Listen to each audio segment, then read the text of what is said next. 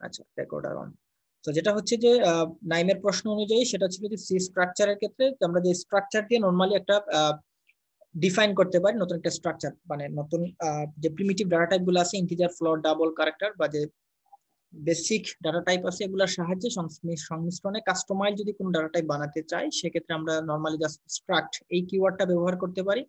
যেটা আমরা একটা নাম দিব, দেন হচ্ছে আমরা যে ইন্টিজার, ফ্লোট, ডাবল ক্যারেক্টার যেগুলো আমাদের প্রয়োজন সেগুলো আমরা ইউজ করব। এটা ছিল নরমাল স্ট্রাকচার ডিফাইনের ক্ষেত্রে।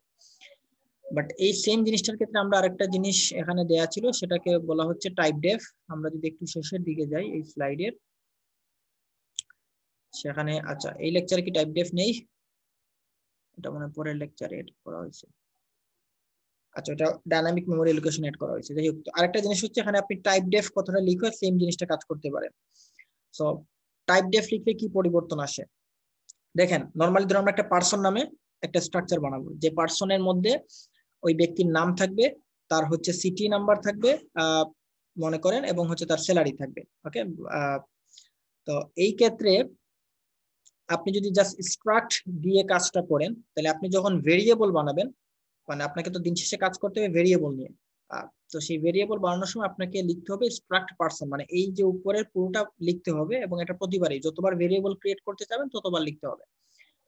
বাট আপনি চাচ্ছেন যে আপনি যেরকম ক্যারেক্টার, ইন্ট, ফ্লট এটা লিখলে যেরকম মেমোরি ডিফাইন হয়, স্পেসিফিক কিছু মেমোরি ডিফাইন হয়, এবং আপনাকে নতুন একটা মানে একটা ডাটা টাইপ হিসেবে কাজ করে। সো আপনি চাচ্ছেন এইভাবে নিজের মতো করে একটা ডাটা টাইপ বানাতে, যে আপনি ওই টার্মটা লিখবেন, লিখলে ওই অনুযায়ী সে মেমোরি প্রোভাইড করবে। সো এরকম ডাটা টাইপ বানাতে গেলে আপনি এই স্ট্রাক্টের আগে টাইপ ডেফ নামে একটা কিওয়ার্ড লিখতে হয়। টাইপ ডেফ, তো এটার ফুল ফর্ম হচ্ছে ডিফাইন টাইপ। মানে আপনি এই যে স্ট্রাক্ট পারসন এর আগে যখন টাইপ ডেফ লিখবেন, সেটা বুঝাবে স্ট্রাক্ট পারসন নামে আপনি একটা ডাটা টাইপ বানিয়ে ফেলছেন। দেন আপনি এই যে সেমিকোলনটা ক্লোজ করতেছেন, সেমিকোলনটা দিচ্ছেন, এই সেমিকোলনের আগে আপনি একটা নাম দিবেন, ওই নামটা আলটিমেটলি হয়ে যাবে আপনার ডাটা টাইপ। ফর এক্সাম্পল, আপনি মনে করেন সেমিকোলনের আগে আপনি লিখলেন হচ্ছে এক্স। আমি যদি একটু কোড ব্লকসটা ওপেন করে আমি আপনাকে জিনিসটা আর একটু সহজ করে বুঝাই, আই থিঙ্ক বেটার হবে। আমি কোড ব্লকসটা ওপেন করি।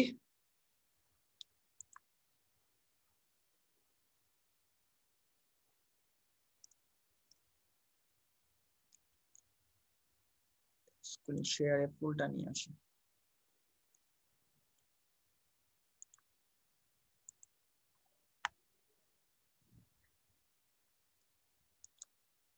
কোড ব্লকস ওপেন হচ্ছে, আশা করি আপনারা দেখতে পাচ্ছেন ফুল স্ক্রিন এখন।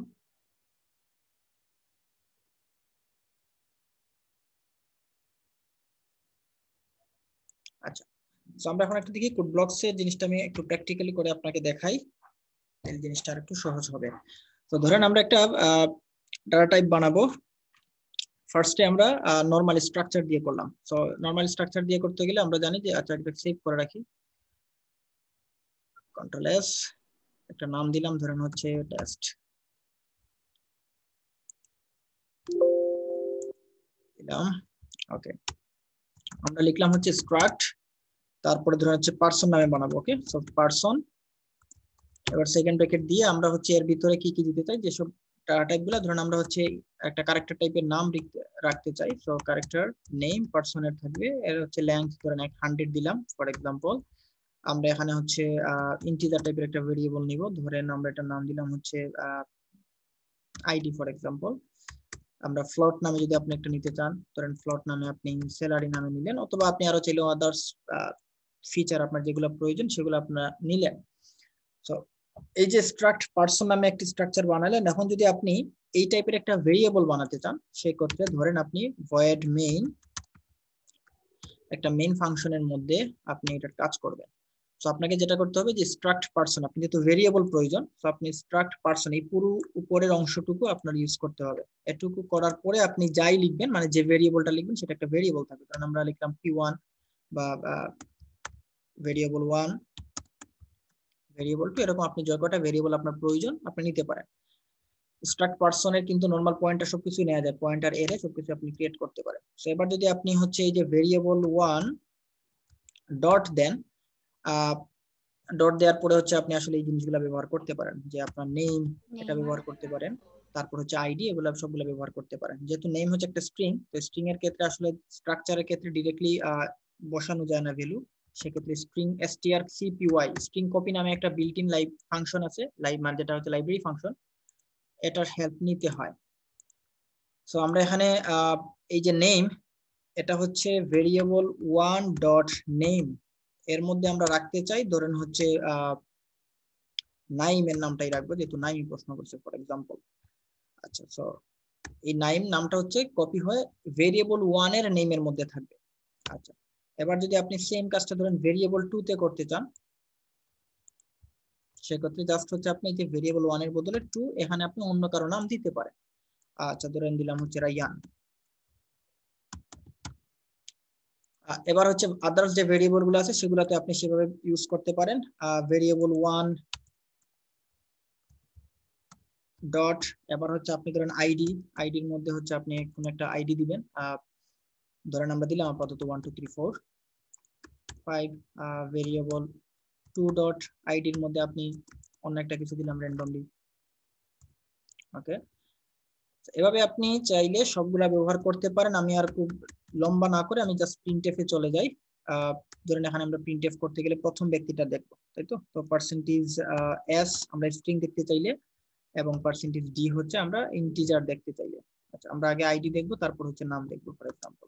তাহলে পার্সেন্টেজ এস, তাহলে প্রথমে ভেরিয়েবল ওয়ান ডট, আমি একটু কুইক যাচ্ছি যেহেতু জিনিসটা আপনাদের আগের টপিক, এই জন্য আমি একটু কুইকলি আগাচ্ছি। আচ্ছা, ভেরিয়েবল নেমটা হচ্ছে একটা স্ট্রিং, এটা পরে আমরা চাচ্ছি আগে তার হচ্ছে আইডি দেখতে। ভেরিয়েবল ওয়ান ডট আইডি বুঝতে সমস্যা হলে আমাকে জানাবেন, বলবেন যে স্যার একটু বেশি কুইক হয়ে যাচ্ছে, স্লো যান। সো সেম জিনিসটা যদি আমরা সেকেন্ড ভেরিয়েবলের ক্ষেত্রে দেখতে চাই, আমরা করতে পারি। ফাইন, জাস্ট হচ্ছে আমরা এখানে ভেরিয়েবল ওয়ান এর বদলে টু দিব। আচ্ছা, যদি একটু প্রোগ্রামটা রান করি, হেডার ফাইল দিই নাই, হেডার ফাইল দিয়ে দেওয়াটা বেটার, সমস্যা নাই, এটা রান করবে একটু ব্লকসে।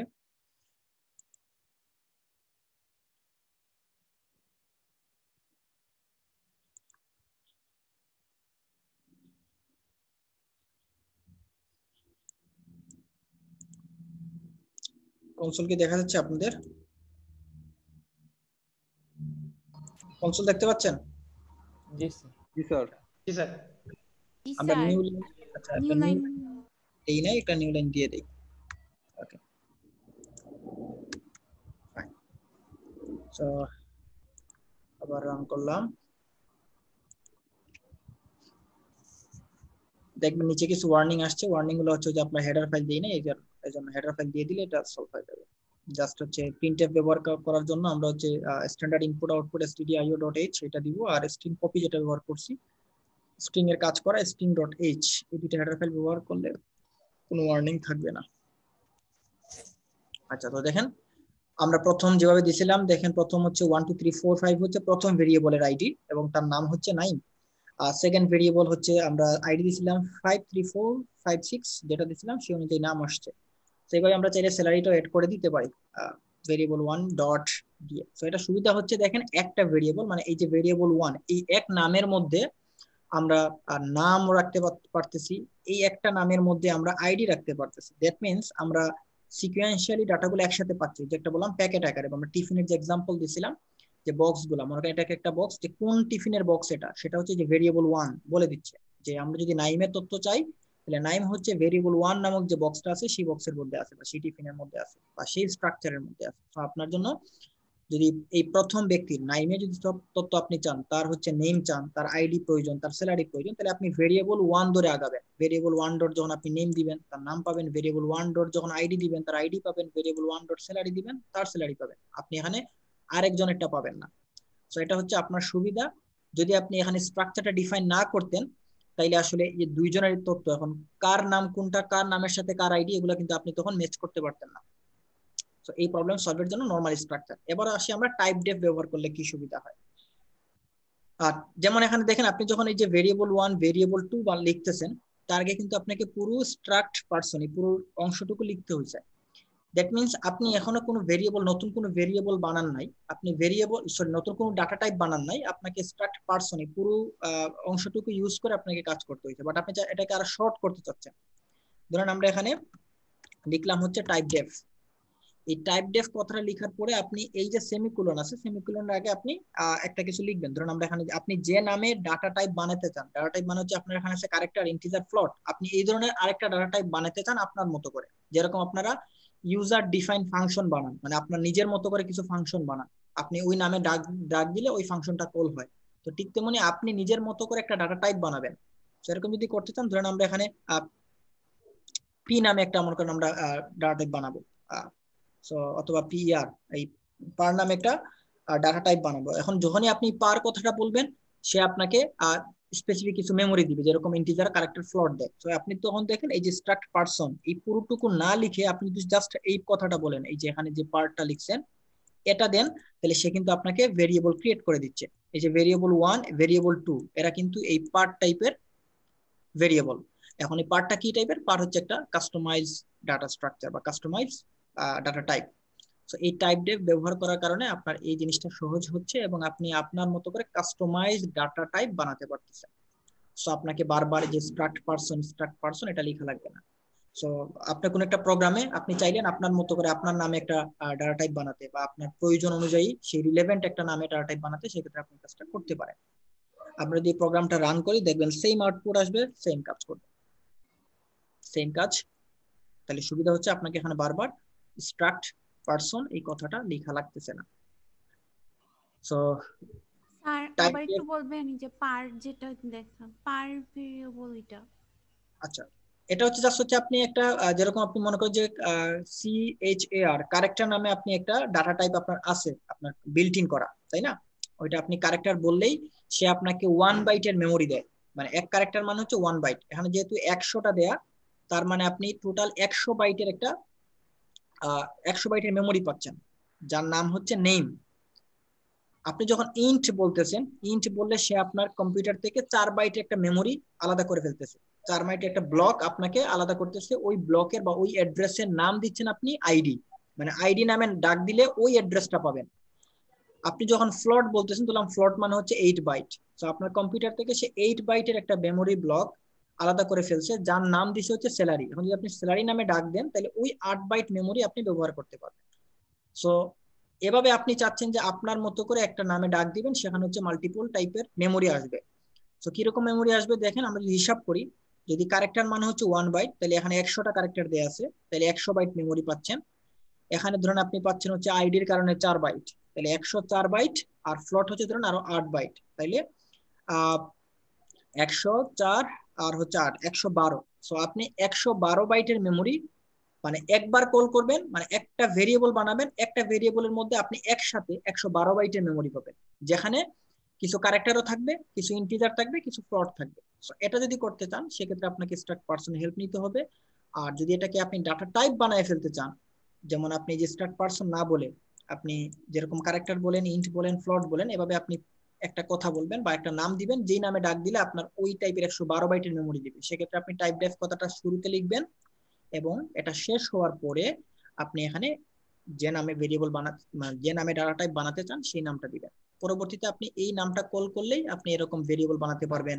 বা আপনি যেরকম ইন্টিজারের আপনি নিতে পারেন না, ইন্টিজার টাইপের একটা এরে নিতে পারেন, তাই না? ইন্টিজার আমরা যদি এরে নেই, এরকম যেখানে 20টা মেমোরি দিয়ে এরে নিতে পারেন, ঠিক তেমনি এই যে পার কথাটা আছে না, এটাও কিন্তু আপনার একটা ডাটা টাইপ। সো আপনি পার এরও যদি ভেরিয়েবল বানান, আপনি ধরেন এখানে এই নামেও আপনি যে এরে নেন, সেখানেও আপনি এরে নিতে পারবেন, কোনো সমস্যা নেই। আপনি চাইলে এই যে পার, এটা মানে নর্মালি হচ্ছে আপনি ইন্টিজার এই ডাটা টাইপ দিয়ে যা যা করতে পারবেন, পয়েন্টার নিতে পারবেন, আপনি ডাইনামিক্যালি মেমোরি অ্যালোকেট করতে পারবেন, আপনি যা যা করতে পারবেন এই পিইআর এটা দিয়েও আপনি সব কাজই করতে পারবেন।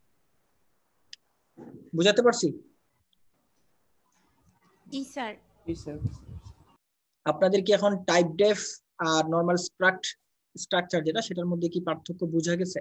আচ্ছা স্যার, সেলফ রেফারেন্সিয়াল স্ট্রাকচারের ক্ষেত্রে কি স্যার সেম আমরা ইউজ করতে পারবো? আচ্ছা, সেম রেফারেন্সিয়াল স্ট্রাকচারের ক্ষেত্রে ইয়েস, অবশ্যই এটা করতে পারবেন, কোনো সমস্যা নেই। আচ্ছা, তো এটা হচ্ছে আপনার টাইপ ডেফে জাস্ট যদি মানে সহজ করে বলি, সুবিধার একটা জায়গা, যেটা হচ্ছে আপনাকে বারবার এই স্ট্রাক্ট পারসন এই বারবার এই জিনিসটা লেখা লাগতেছে না, আপনি জাস্ট শর্টকাটে আপনি একটা নাম দিয়ে দিলেন, ওই নাম দিয়ে কাজটা করতে পারবেন। মানে আপনার প্রোগ্রামটাকে আরো বেশি এফিশিয়েন্ট করলো এবং আপনার জন্য কাজটা সহজ করে দিল। কোডের রিডান্ডেন্সিটা কমালো, রিপিট করা। এই যে স্ট্রাক্ট পার্সনটা বারবার লেখার চাইতে আপনি একটা ওয়ার্ড লিখলেন, সেটা আপনার জন্য সহজ। ঠিক আছে, তো আশা করি এই প্রশ্নটা ক্লিয়ার। কারো কোনো এই জায়গাতে কারো কোনো বুঝতে সমস্যা আছে কিনা, কারণ এটা ইম্পর্টেন্ট। আমরা যখন লিঙ্ক লিস্টে যাব এই টপিকটা মানে এই স্ট্রাকচার এই ব্যাপারটা আসবে সেখানে। তো সেখানে কিন্তু আমি আবার ব্যাখ্যা করব না, যেহেতু আজকে এখানে ব্যাখ্যা করে দিছি। যদি কারো কোনো বুঝতে এই পয়েন্টে সমস্যা থাকে বলতে পারেন, আমি একটু রেকর্ড পজ দিই, আপনার প্রশ্ন থাকলে এই পয়েন্টে বলেন। আচ্ছা, রেকর্ডটা রিজুম করে দিলাম, এটুকু মিস হয়ে গেছে আপনাদের। আচ্ছা, আমি আবার একটু রিপিট করে দিচ্ছি হালকা করে, যেটা হচ্ছে যে আমরা আলাপ করতেছি এখন স্ট্রাকচার পেডিং এর ক্ষেত্রে। তো এখানে দেখেন, ধরেন এখানে মেমোরি গুলো আছে এরকম কম্পিউটারের ক্ষেত্রে। ফর এক্সাম্পল এখানে এরকম করে আপনারা কি স্ক্রিন দেখতে পাচ্ছেন আমি যে ড্র করতেছি? জি স্যার, দেখতে পাচ্ছি। জি স্যার। তো এখানে ধরেন এরকম করে দেয়া আছে, প্রতিটা হচ্ছে 1 বাইট করে। এটা সবগুলো হচ্ছে 1 বাইট, প্রত্যেকের একটা স্পেসিফিক অ্যাড্রেস আছে। তো এটার অ্যাড্রেস হচ্ছে ধরেন হেক্সাডেসিমালে যেহেতু থাকে অ্যাড্রেসগুলো, ধরেন এটার নাম AX এরকম, সরি A1 এরকম কিছু একটা নাম আছে। আচ্ছা, তো কঠিনে না যাই, ধরেন প্রত্যেকটা একটা করে নাম আছে। 1 বাইট মেমোরি। আপনি যখন প্রথমে এই যে ক্যারেক্টার সে দেখলো, সে ক্যারেক্টার দেখা মাত্র সে এইটাকে অ্যালোকেট করতেছে নেম নামে। আমি এটাকে রেড করে দেই। ওকে, ফাইন। সো আপনি নেম নামে একটা মেমোরিকে অ্যাসাইন করতেছেন। বাট আমরা জানি স্ট্রাকচারের ক্ষেত্রে সে ব্লক ওয়াইজ মেমোরি অ্যালোকেট করে।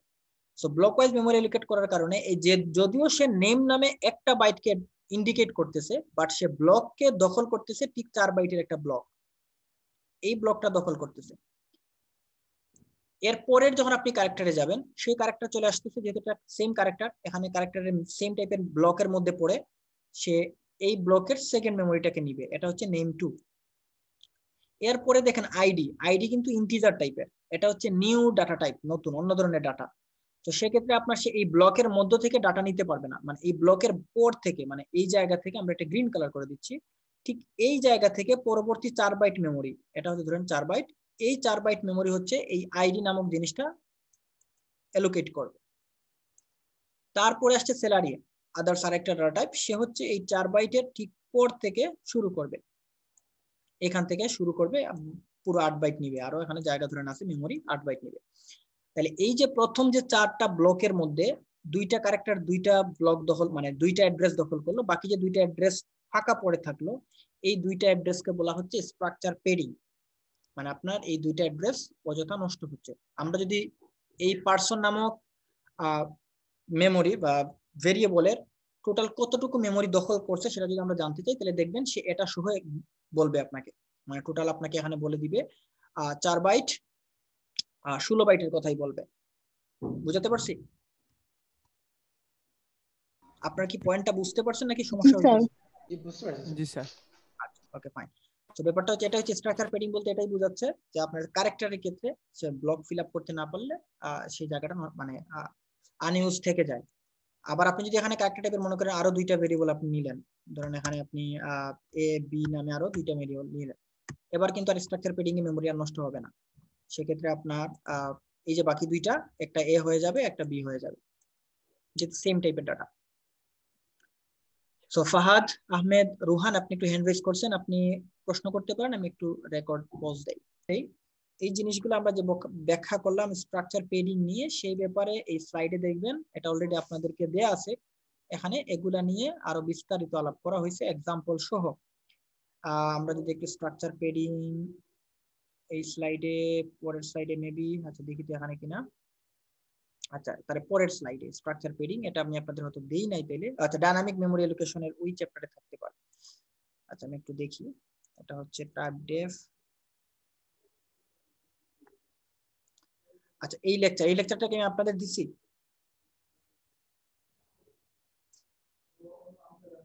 এই লেকচারটা আপনাদের কি দেওয়া হয়েছে? স্যার চেক করে বলতেছি। আচ্ছা চেক করে দেখেন, এটা মনে হয় দেওয়া হয় নাই। আচ্ছা এখানের মধ্যে যে টাইপ ডেফ নিয়ে আলাপ করা হয়েছে, স্ট্রাকচার পেডিং এর ব্যাপারটা এখানে আসছে। তো এখানে দেখবেন, আচ্ছা এটা তো দেওয়া হয়েছে, আমি তো পুরো ফোল্ডারই আপনাদেরকে শেয়ার করে দিয়েছি।